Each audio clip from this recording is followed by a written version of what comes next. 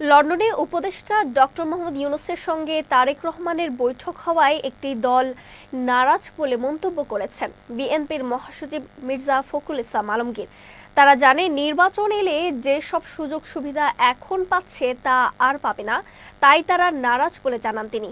আজ রাজধানীর উত্তরায় ঢাকা মহানগর উত্তর বিএনপির দলীয় সদস্যপদ নবায়ন কার্যক্রমের উদ্বোধনী অনুষ্ঠানে তিনি এসব কথা বলেন। মির্জা ফখরুল বলেন, ফ্যাসিবাদ বিরোধী দলগুলোর নেতারা নিজেদের মধ্যে বিবাদে জড়িয়ে পড়ায় আওয়ামী লীগ যে অপকর্ম করেছে তা ভুলতে বসেছে। 17 বছরের রাজনৈতিক নিপীড়নের কথা তুলে ধরে এই সময় বিএনপি মহাসচিব বলেন, এই দীর্ঘ সময়ে মানুষ অনেক ত্যাগ স্বীকার করেছে। তাদের একমাত্র চাওয়া গণতান্ত্রিক অধিকার ফিরে পাওয়া।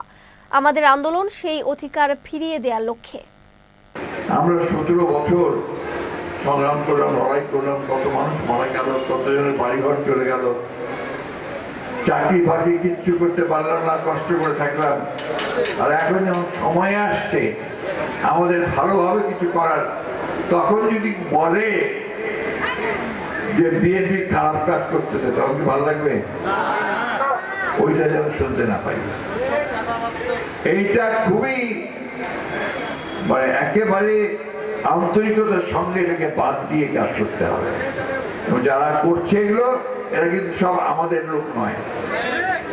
এরা যারা প্রফেশনাল চাঁদাবাজ, যারা চাঁদা করেই চলে, এরা আপনার মিলে যায় কোনোভাবে, মিলে গিয়ে চাঁদাবাজি করে।